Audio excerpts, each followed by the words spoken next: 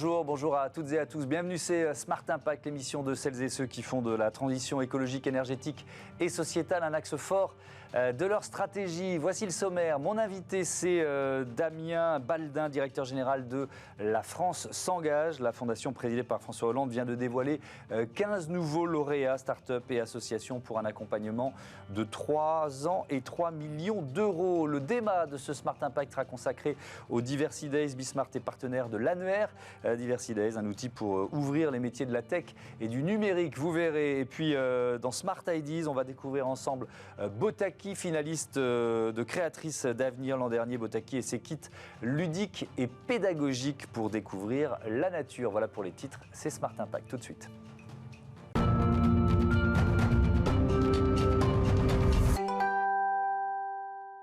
Bonjour Damien Baldin, bienvenue. Bonjour Thomas Hugues. Vous êtes donc le directeur de la fondation La France s'engage, créée par l'État pour soutenir l'innovation sociale et solidaire. Ça date de quand et quelles sont vos missions aujourd'hui ?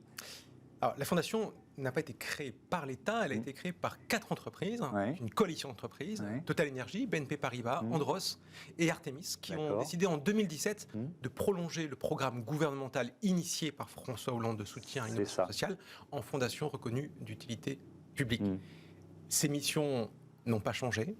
C'est d'aider partout en France les initiatives citoyennes qui apportent une réponse nouvelle, concrète, locale, à des besoins peu ou mal couverts par les dispositifs privés et publics. Et pour cela, la Fondation, chaque année, détecte et sélectionne les meilleurs projets sur tout le territoire, y compris en Outre-mer, par un processus de sélection assez robuste qui dure 6 mois et qui fait que de 405 candidatures déposées au mois de janvier, nous avons retenu 15 lauréats in fine au mois de juillet. Ce qui fait une des premières forces de La France s'engage, la grande rigueur de sa sélection. Une fois sélectionné, que se passe-t-il ? Les projets, ça aussi c'est quelque chose de très particulier, d'assez unique dans le monde de la philanthropie. Ces projets vont recevoir une dotation financière extrêmement importante, entre 100 et 300 000 euros.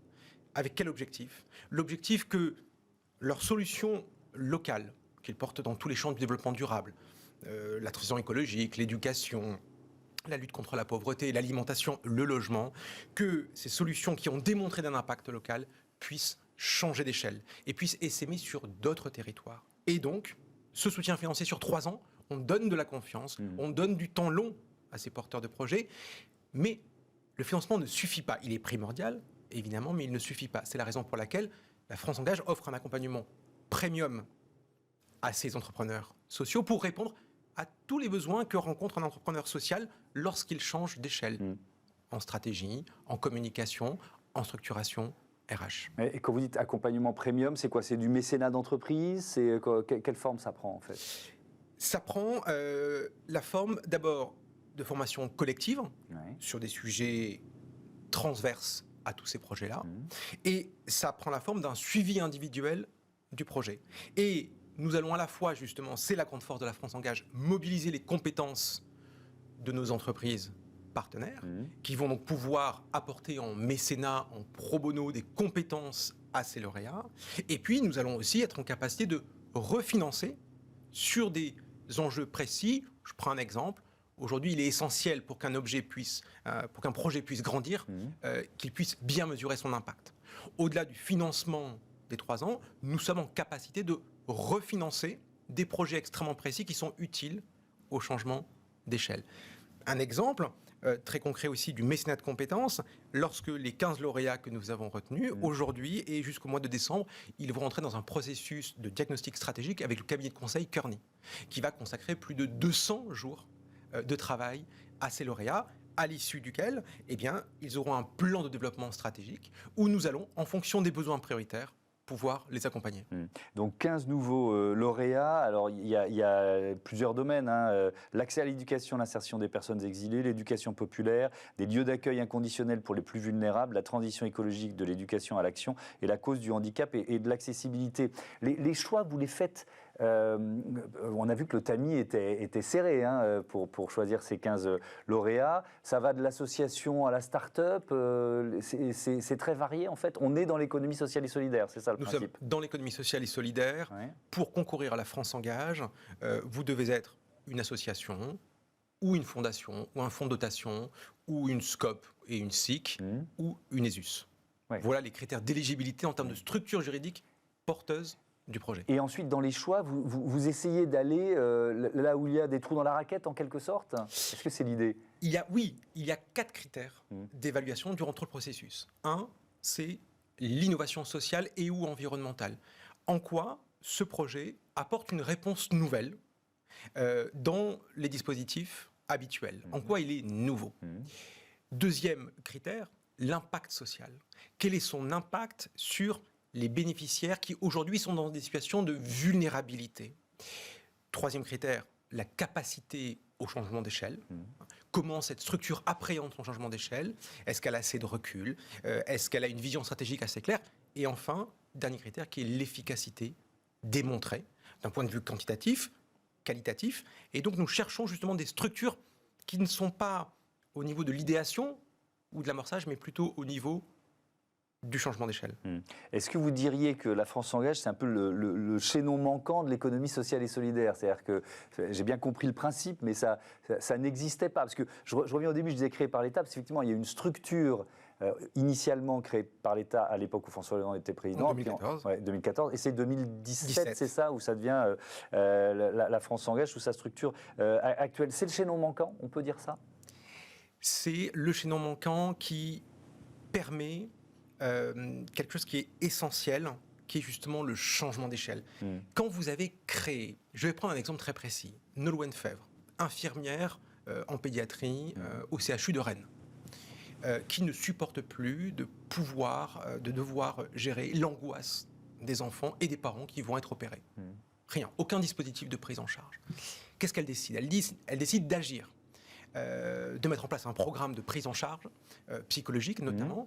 Et pour financer ça, elle se rend compte que tous les déchets métalliques du bloc opératoire sont jetés. Alors elle décide, mais tiens, pourquoi ne pas recycler ces déchets métalliques? Et donc elle va créer un dispositif innovant, prise en charge de l'angoisse des enfants hospitalisés, 1 sur 10 en France, il faut le rappeler, des parents, avec un programme dédié, et le financement, elle va le trouver en se lançant dans le recyclage des déchets métalliques. Nolwenn Fèvre, elle est infirmière anesthésiste. Elle crée ça à Rennes. Lorsqu'elle devient lauréate de la France Engage, il y a une dizaine d'associations qui ont ce dispositif-là. 3 ans après, ils sont plus de 100.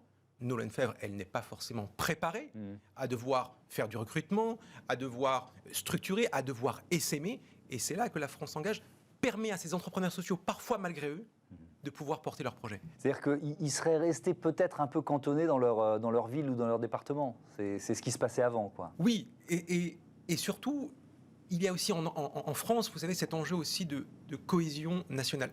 Pourquoi, lorsque vous avez été utile sur un territoire, vous ne pourriez pas l'être sur d'autres territoires? C'est aussi de montrer la vivacité et l'innovation des Français sur tous les territoires et de faire ainsi du dialogue.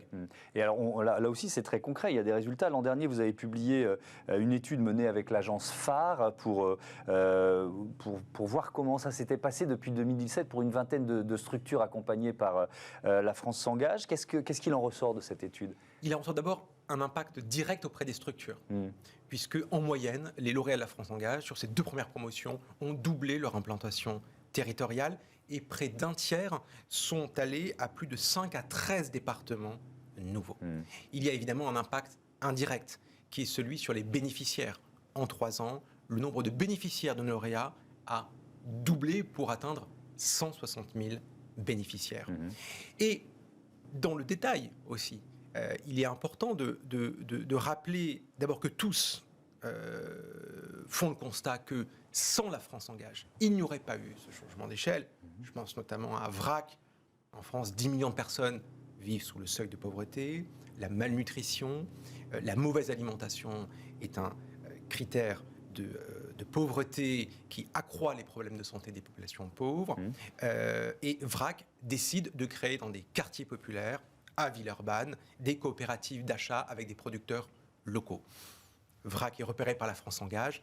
17 implantations. 3 ans plus tard, il y en a 70.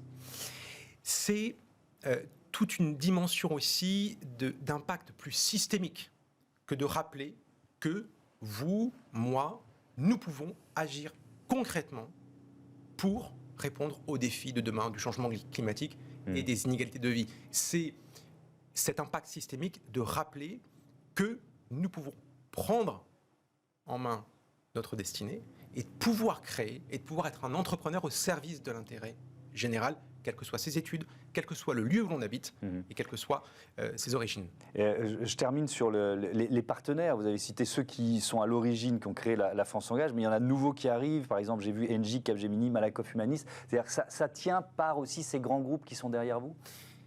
Le principe de la France Engage, c'est justement d'être une coalition d'entreprises, d'avoir été la première coalition publique-privée avec un vrai programme de soutien à l'innovation sociale.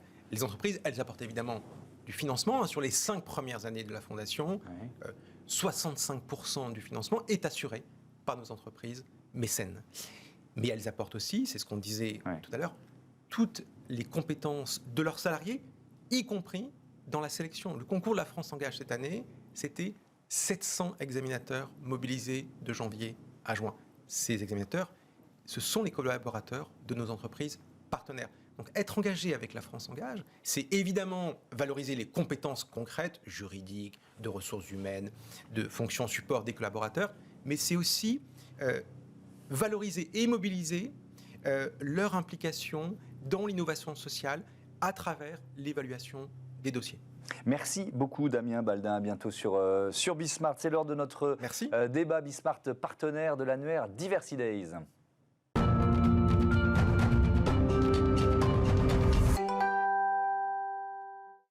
C'est le débat de ce Smart Impact. Je vous présente mes invités tout de suite. Chloé Sebag, bonjour. Bonjour Thomas. Bienvenue, vous êtes responsable de la communication de Diversity Days. À vos côtés, Léonce Mazou, bonjour. Bonjour. Bienvenue à vous aussi, fondateur de Putchup, vous prononcez ça comme ça ? C'est ça, exactement. Putchup, yes, j'ai réussi à bien le prononcer. Bismart est partenaire de l'annuaire Diversity Days pour la 3e année consécutive d'ailleurs. C'est quoi ? Vous nous rappelez de quoi il s'agit ? Alors en fait, l'annuaire Diversity Days, c'est finalement une sorte de base de données, un répertoire. Ça existe aussi en papier évidemment, mais l'objectif, c'est de transformer un petit peu les représentations. Et pour ça, on compte sur les médias, on compte sur les décideurs économiques et politiques aussi. Et l'idée, c'est qu'en fait, on fournit une base avec tout un tas de talents. Alors au début, il y en avait 60. Maintenant, il y en a 240. Ça s'épaissit chaque année. Mais l'objectif, c'est de répertorier finalement des experts partout en France qui sont issus de la diversité au sens large, donc genre, orientation sexuelle, origine sociale, ethnique, géographique, handicap. Enfin, on prend en considération tous ces critères de discrimination. Et l'idée, c'est de permettre à une nouvelle génération de talents d'émerger et de permettre aux décideurs, aux journalistes de pouvoir diversifier la présence en plateau. Donc c'est pas seulement des chefs d'entreprise, mais il y a beaucoup de chefs d'entreprise dans cet annuaire, c'est ça ? Exactement, c'est des chefs d'entreprise et des experts-expertes. Donc on a par exemple, je pense au profil d'Anna Choury qui est experte en intelligence artificielle. Aujourd'hui, elle a plusieurs activités, c'est pas une entreprise uniquement, mais il y a aussi des entrepreneurs comme Léonce et comme tout un tas d'autres personnes qui chaque année rejoignent l'annuaire pour constituer cette nouvelle génération de talents. Il a été créé il y a 5 ans par Mounira Hamdi et Anthony Babkin. C'était quoi ? C'était leur point de départ, c'était de voir finalement, je vais dire une télé trop blanche, mais c'est un peu ça, quoi, ou en tout cas un peu caricatural et pas représentatif de la société française. C'est un peu ça. En fait, on voit que finalement, pour se retrouver sur ce type de plateau, il faut avoir le bon réseau, il faut avoir fait la bonne école. Et ils se sont dit qu'en fait, chez Diversity Days, on a une conviction, c'est que la France, elle regorge de talents. Et pour donner envie à ces talents vraiment d'émerger, de se dire « Ok, je peux y aller », faut leur montrer aussi un miroir. Oui, c'est la force de l'exemple. Des rôles modèles, exactement. La force des rôles modèles, c'est évidemment essentiel. On essaye de les promouvoir ici aussi. Léonce Mazou, vous avez rejoint le programme Entrepreneur de Diversity Days en mai 2021 et vous faites partie des talents qui sont regroupés dans cette annuaire. Donc on va en parler évidemment, mais je voudrais d'abord découvrir votre entreprise. C'est quoi Putchup ? Alors Putchup, c'est tout simplement moi. C'est un petit surnom que depuis que j'ai une dizaine d'années. Et ça représente en fait l'opposé, comme je suis une personne de réservée. Donc j'étais très expressif dans la créativité, donc Putchup. Voilà. Ok, et alors c'est quoi le principe de l'entreprise? Alors Push-Up, c'est une agence de communication. D'accord. On aide les petites entreprises, les grandes entreprises à avoir un meilleur branding à 360 degrés, un logo, site internet, une page web, du print ou autre. C'est drôle parce que vous aussi, d'une certaine façon, vous aidez des entrepreneurs à décoller, quoi. Exactement, voilà. On s'entraide, c'est ça. Ouais, ok. Chloé Sebag, en quoi Léonce Mazou et Push-Up sont finalement emblématiques de Diversity Days pour vous? Pour moi, c'est simple. C'est un super ambassadeur de l'association et de ce qu'on fait parce que Léonce, pendant des années, c'était un professionnel qui ne se disait pas professionnel, avec des compétences graphiques absolument incroyables. Il y a eu des clients comme Watibé, le label de musique, et comme différentes collectivités, etc. Et puis, il ne se disait pas forcément professionnel. Et en fait, dans le cadre du leadership programme, et puis aussi par rapport aux différentes expériences que tu as eues, Léonce, il n'y a pas que Diversity Days qui est pour toi, mais en soi, on voit qu'il y a finalement un talent brut qui ne demande qu'à émerger avec parfois, dans le leadership programme, on apporte 4 ingrédients. Premier ingrédient, c'est la stratégie, comment on va aller chercher du financement, c'est quoi la vision.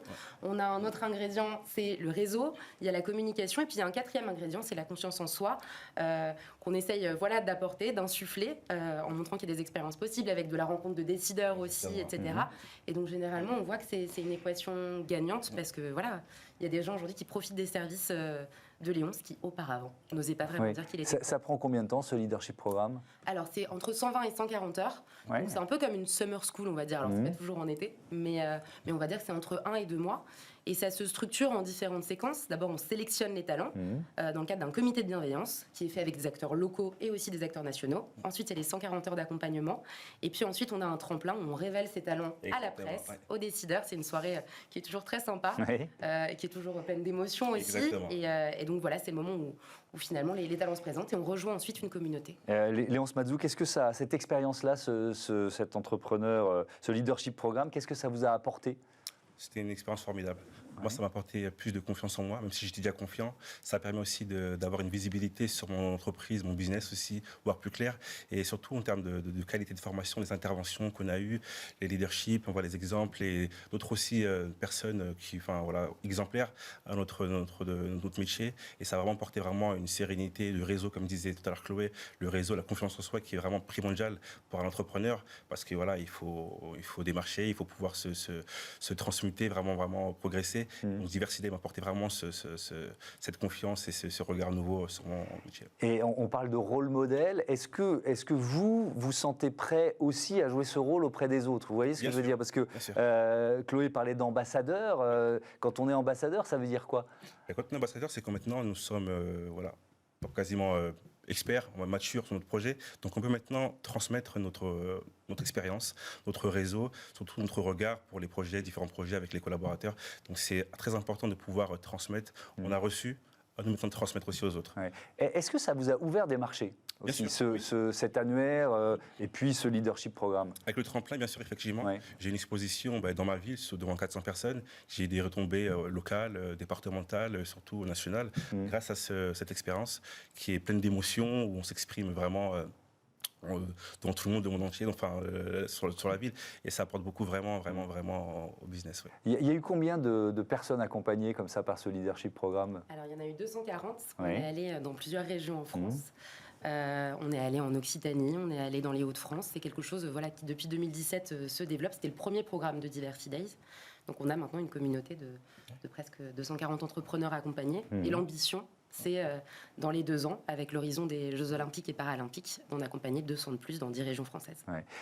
Ça prend quelle forme? C'est un forum à chaque fois dans la ville ou dans la capitale régionale? C'est ça un peu l'idée? Alors, c'est pas vraiment un forum, mais on va dire que d'abord, il y a cette sélection dont je parlais tout à l'heure.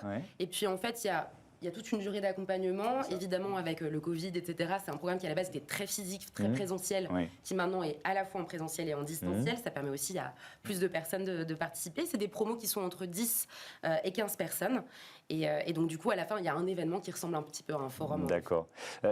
Dans l'action de Diversidays, je voyais qu'il y a aussi l'idée de donner aux demandeurs d'emploi des moyens aussi de s'orienter, de se reconvertir vers les métiers du numérique. Ça fait partie de vos missions, d'une certaine façon ? Exactement. Notre mission, en fait, c'est de faire en sorte que le numérique, ça soit un tremplin pour tous, que ce soit un ascenseur social pour tous et toutes. Et donc, on travaille, on a donc le Leadership Programme, on a aussi 2 autres programmes. Un programme qui s'appelle Déclic Numérique, qui est ce programme d'orientation vers les métiers du numérique, où on accompagne pendant 2 semaines les demandeurs d'emploi. C'est un programme qu'on opère avec Pôle emploi. Ça va assez vite, mais l'idée, c'est de favoriser rapidement la montée en compétences et surtout la capacité à s'orienter, à trouver un métier ou une formation. Mais ce qui m'intéresse, c'est que c'est un secteur qui peut être...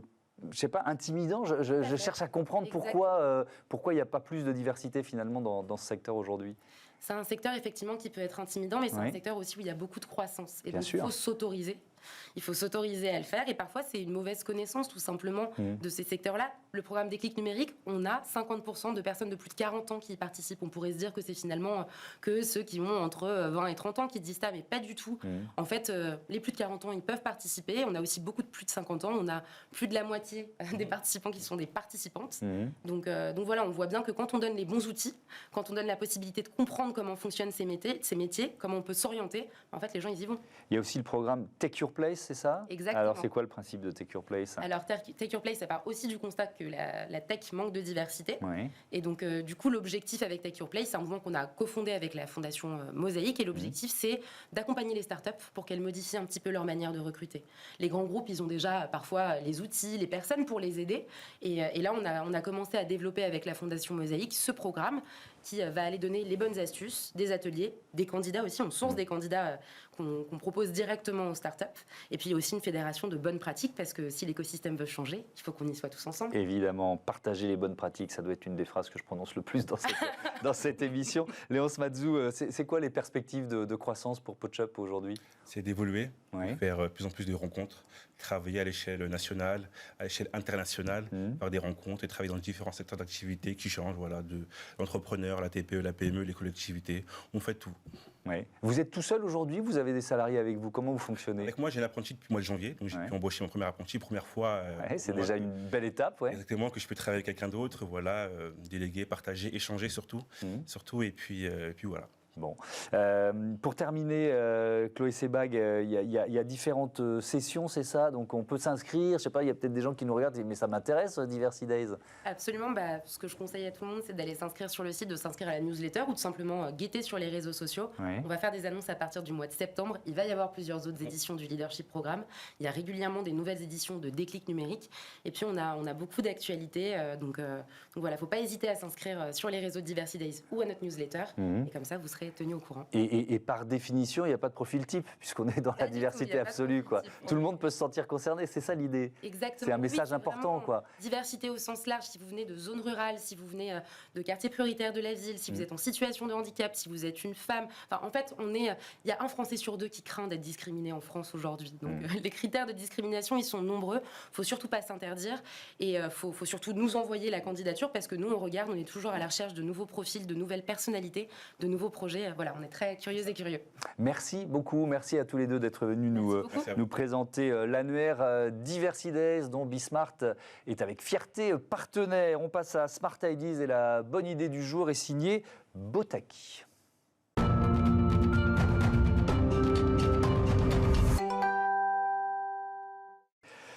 Bonjour Cosette Vivier, bienvenue. Vous êtes la cofondatrice de Botaki, créée avec Margot Villemain et Thomas Ounas.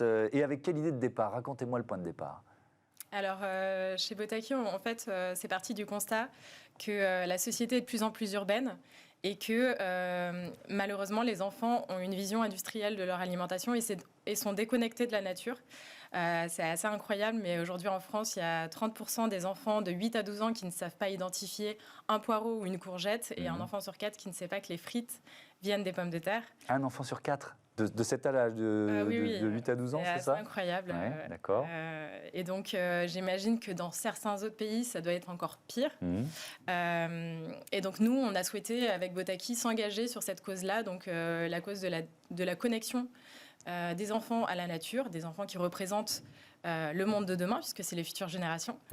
Et donc, leur permettre, au travers de toute une aventure, de se sensibiliser à leur environnement, de mieux le connaître pour mieux aussi le respecter et identifier en fait la nature autour d'eux. Et donc ça passe par des kits, c'est ça, des kits pédagogiques? Alors c'est ça. On propose en fait une aventure en abonnement, notamment sur notre site, avec des kits d'activités. Donc à chaque fois, on retrouve une activité manuelle et un petit carnet d'exploration, donc autour d'une thématique qui varie à chaque fois. Donc ça peut être sur les oiseaux, les insectes, le potager, le Grand Nord, la forêt. Et là, on est en train d'en créer un sur l'espace avec le CNES. D'accord. Et donc, on va en recevoir, votre modèle économique, c'est un système d'abonnement, c'est ça? Exactement, ça fonctionne comment? C'est un abonnement. Aujourd'hui, c'est bimestriel, c'est-à-dire tous les 2 mois, et on passe à du mensuel pour l'année prochaine. Bon, donc ça veut dire que l'entreprise se développe avec, dans ses kits, un totem magique. C'est quoi ce totem magique? Donc, c'est un totem magique parce que, c'est celui-ci d'ailleurs. Ouais.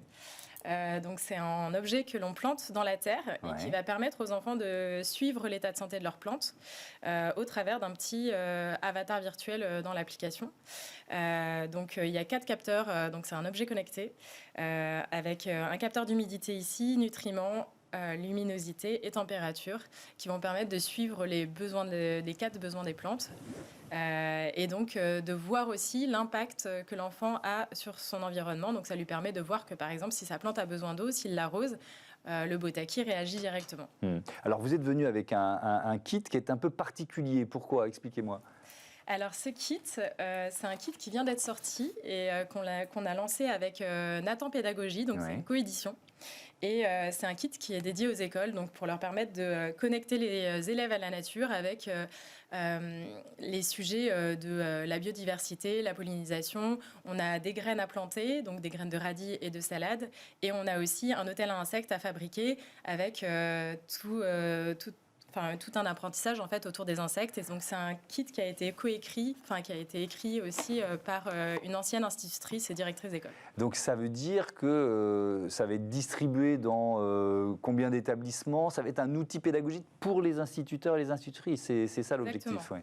Exactement, c'est ça. Donc on s'adresse plus particulièrement aux élèves du cycle 2, donc CP, CE1 et CE2.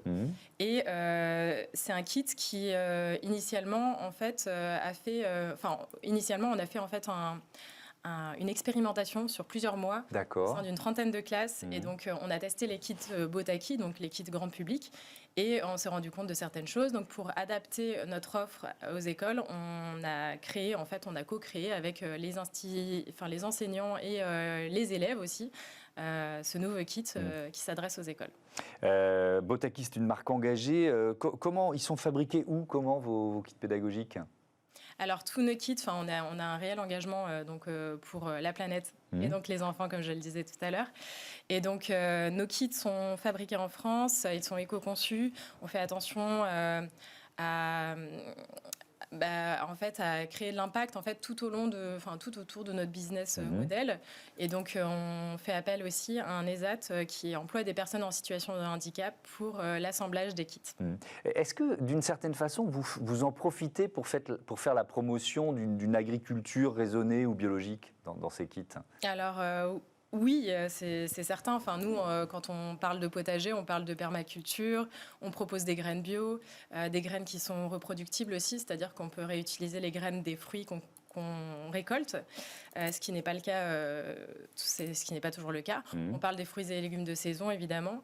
Et on s'adresse, on parle de recyclage, de compost. On sensibilise vraiment sur tous les sujets de la préservation de la planète, qui est un sujet évidemment actuel. Voilà. On est en plein dans l'actualité, évidemment. Merci Cosette Vivier, à bientôt sur Bismart. Bon vent à vos kits Botaki. Voilà, c'est la fin de cette émission. Merci à toutes et à tous de votre fidélité à Bismart. À très vite.